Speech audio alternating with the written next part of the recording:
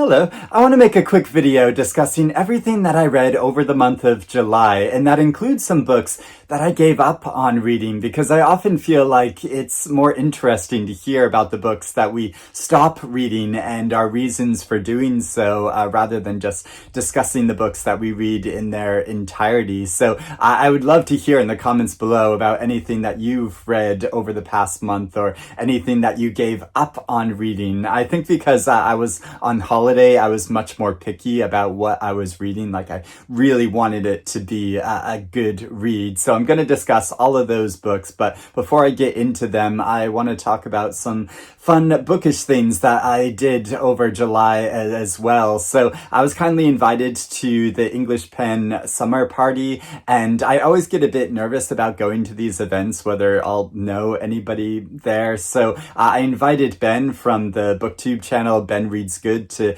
go along with me, and he very kindly agreed to do so, and we had a really lovely evening chatting with each other about books and all things BookTube there at this gallery where the party was held. But also at this event there was the announcement of this year's winner of the Pinter Prize, named after Harold Pinter, and the winner was announced to be Leila Abouela, the Sudanese author who is famous for writing about the interior lives of Muslim women. And I've not read any of her books yet, and she wasn't at the event, but there were readings from a couple of her books, and it sounds her work sounds really fascinating. So I'm looking forward to exploring it in the future. And also, as I mentioned, I went on holiday, so I went to Spain, to the northeast of Spain, and to Cadaqués, a sort of small coastal town, which is famous for being the longtime home of Dali, just on the sort of outskirts of the city. He had a home there, which has now become a museum. And I also went to a different museum dedicated to Dali in Cadaqués, and it was specifically dedicated to the illustrations that he did for a number of books, which I hadn't realized that he had done before. So there was a number of different of his illustrations on display, and that was really fascinating to see, especially his illustrations for Alice in Wonderland, which it seems like his artwork is such a perfect fit for this story, and it was great because there was nobody else in this museum, so I just got to wander around and take it all in by myself. Now, for the reads that I did while I was on holiday, I always expect that I'm going to get more reading done while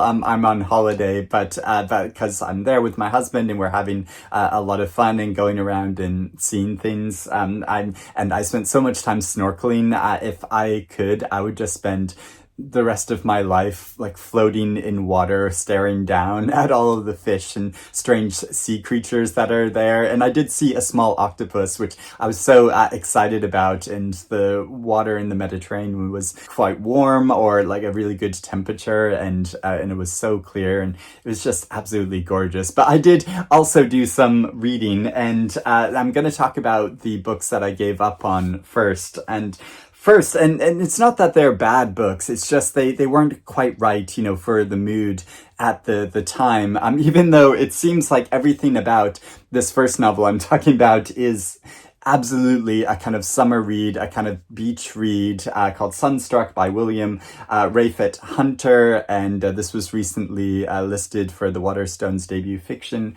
Prize. It did not win, but it's a story which is about a young working class black man whose very wealthy friend that he meets at university. She invites him to her family home in France, and so they go there for the summer holidays, and there he is introduced to this lifestyle which is so different from his own, and it is a kind of perfect summer read in that you feel like the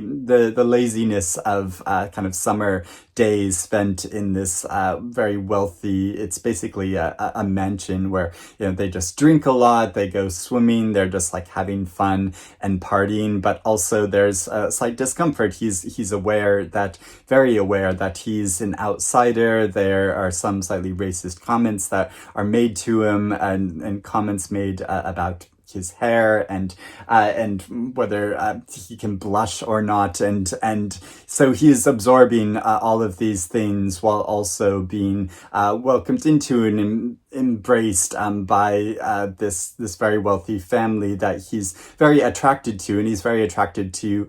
the son, the brother of his friend, and there's lots of sexual tension there, which builds up, and almost to the degree where is like, are we going to strip now, and there's all these like little moments like leading up to their connection with each other. But even though this felt in many ways like the perfect summer read, it just felt a bit too frivolous for me. There wasn't enough like meat to the story that I felt consistently engaged. I was more engaged by sections where it kind of flips back to show his early family life and his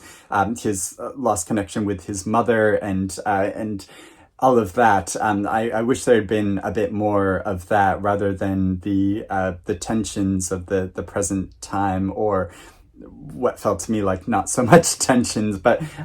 so overall I just couldn't really get fully absorbed into this story. And then I moved on to a new collection of short stories, a debut collection of short stories called Everyone's Still Here, and I'm not going to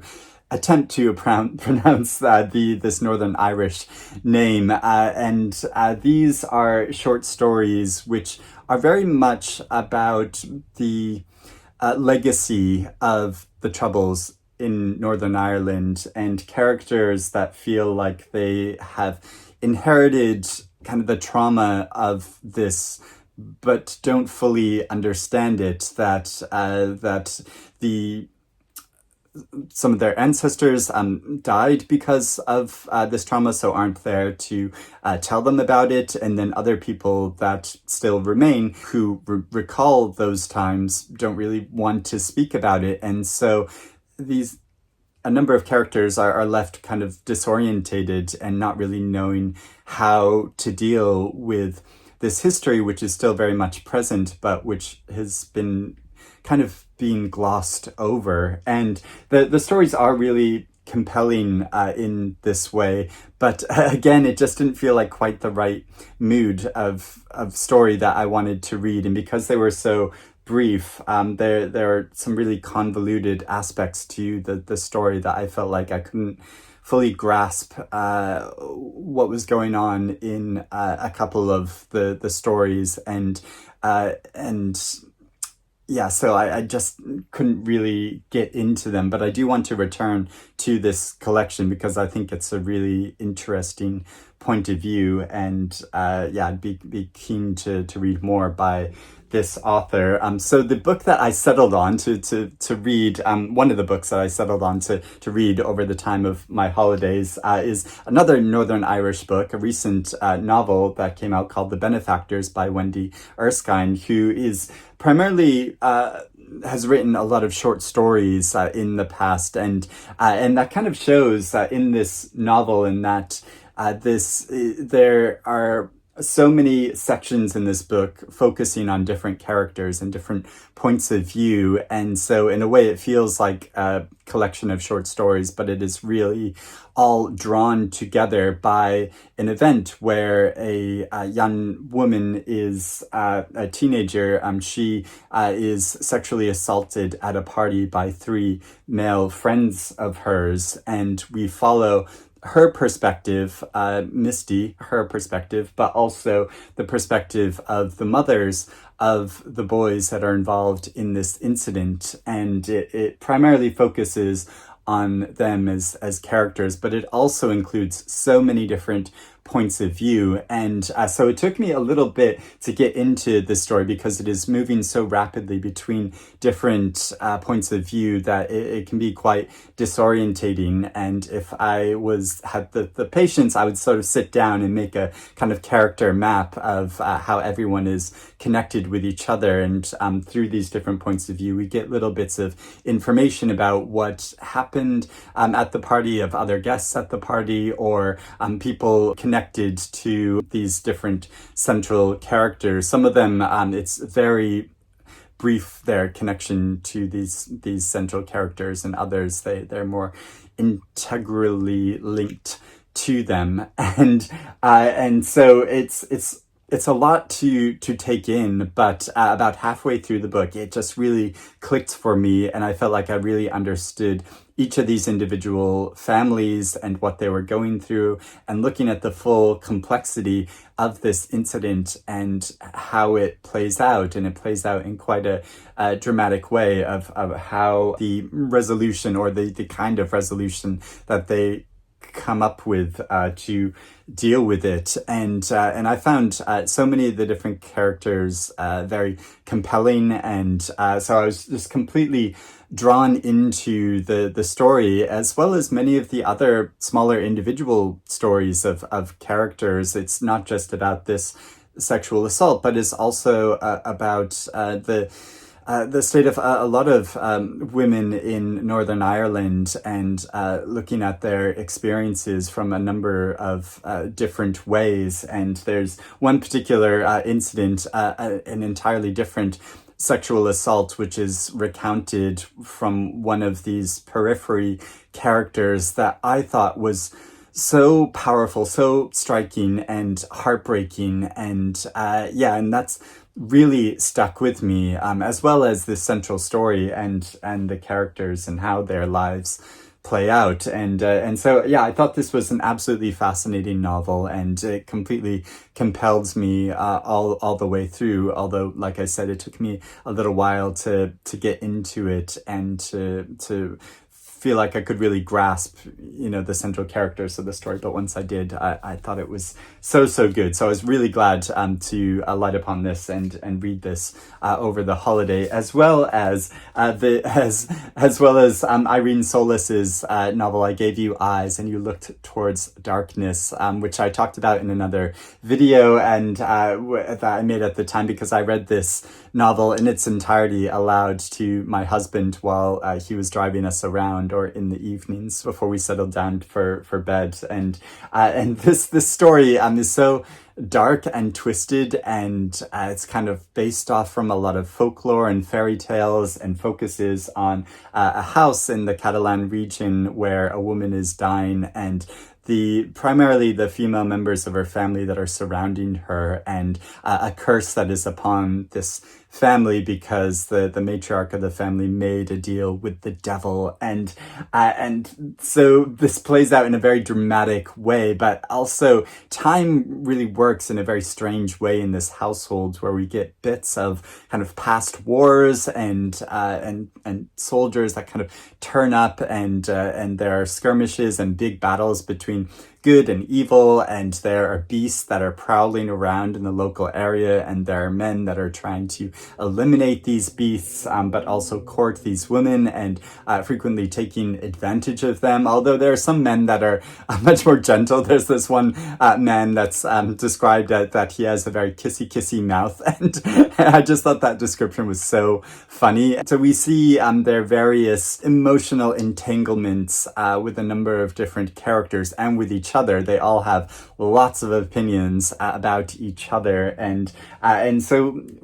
we see this very complicated family unit, and that's playing out over the course of just a single day as a woman lies dying in the household, but how these women simultaneously rely upon one another, but and have this great camaraderie, but are also in opposition with each other, and the skirmishes between them. And so it shows the full complexity of this family's life, but it goes to some very dark and twisted places, and there are some very evocative descriptions in this story, very darkly evocative descriptions, and I thought it was so original and unique, and so it was a great thing to read aloud and share together, especially because reading aloud, so much of the humor came out in this otherwise very dark story. And I also read Paolo Cognetti's novel The Eight Mountains, which I think this novel is around like 15 or 20 years old, and I read this with my in-person book club, and so we got together to discuss it, and it includes Bob the Booker, as well as Larry from Larry Has Opinions, his booktube channel, and he's not made videos for a couple of years, but we usually go and meet at a pub, but we went to Larry's house, and I was so excited to see the background, the painting that he has in all of his videos, and it's just such a geeky thing, like as a booktuber, that you see these backgrounds, and then to see them in person, it's very exciting. So yeah, we had a really interesting discussion about this, especially because a few members of our book club, including Larry, are actually Italian, and so reading this Italian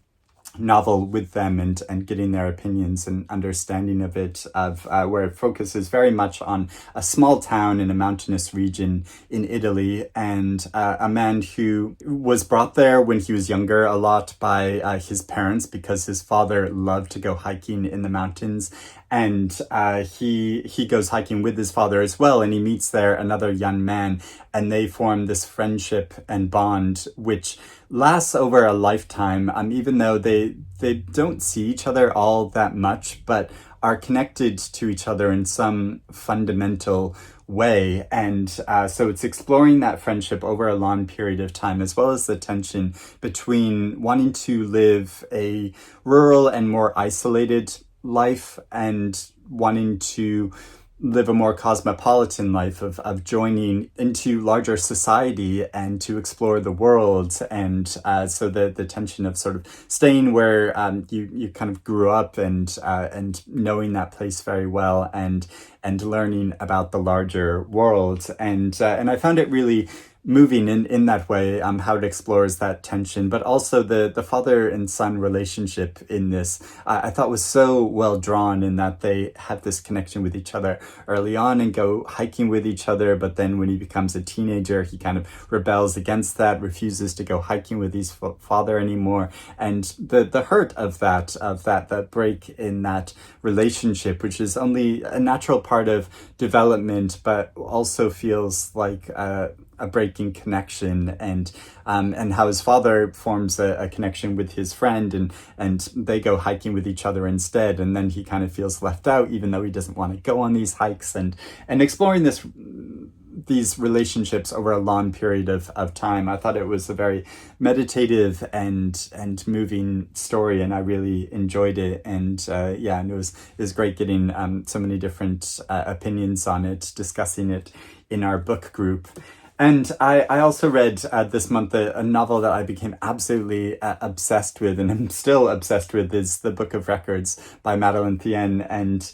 this story, which I've heard very mixed opinions about and diverging points of view about, because it is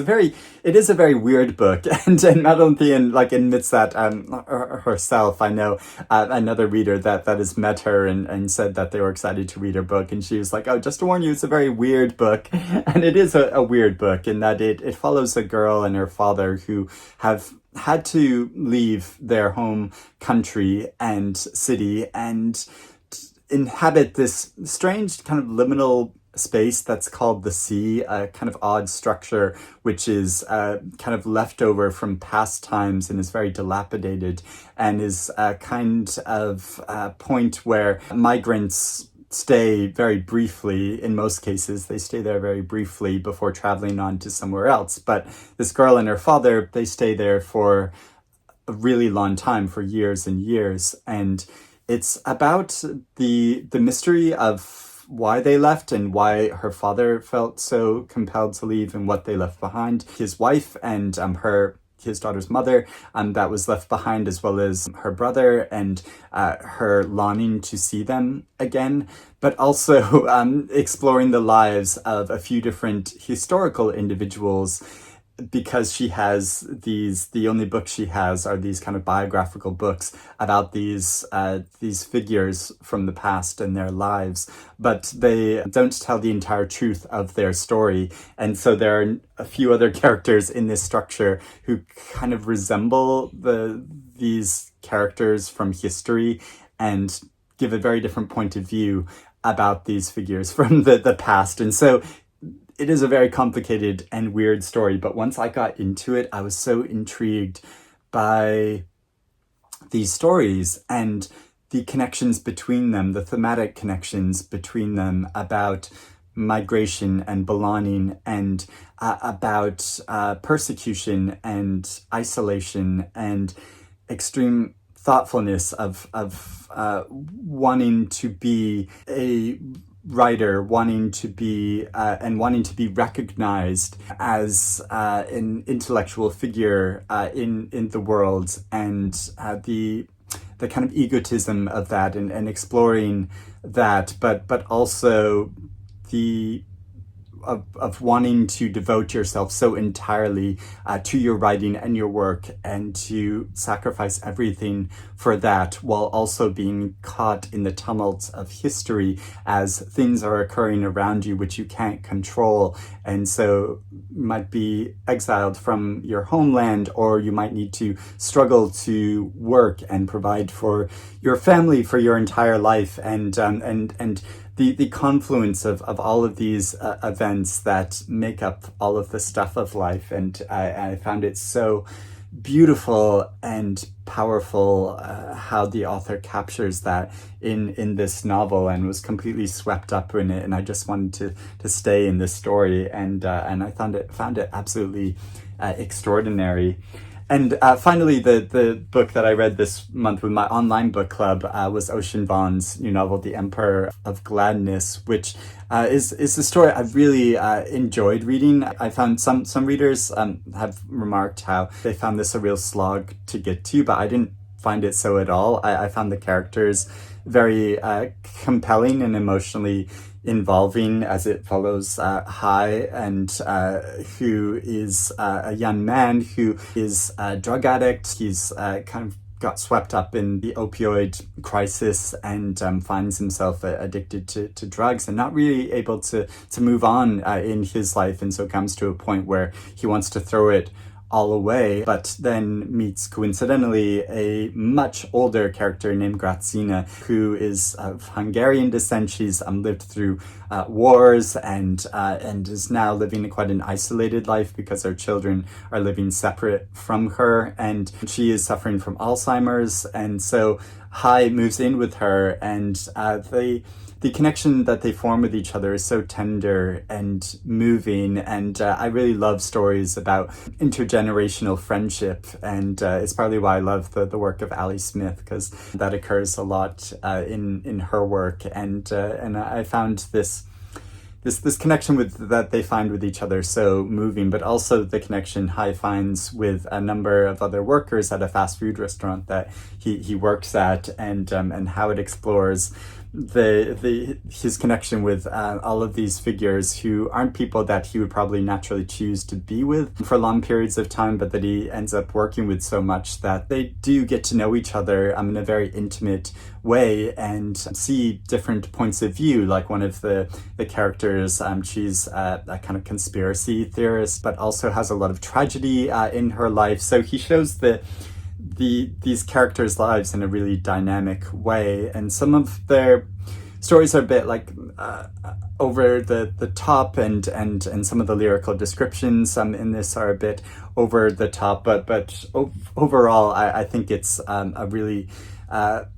tender and moving story about ordinary life and ordinary lives, and that isn't dramatized to a degree like in a forced way. There are dramatic things that occur in this story, but it's not. It's just portraying their ordinary lives, rather than forcing a kind of arc to the story where it comes to a conclusion where you feel very comfortable and like that you can understand everything about their lives, because there's a lot of complexity to it, which will still remain mysterious. And so yeah, I really enjoyed reading this. So those are the books that I read over the month of July, or that I gave up on reading. If you've read any of these books, I would love to hear your thoughts in the comments below, or if you're interested in reading any of them now, or if you want to let me know about anything else that you've been reading or gave up on reading recently. I would love to hear that. But I hope you're doing well and reading good things, and I will speak to you again soon. Bye-bye.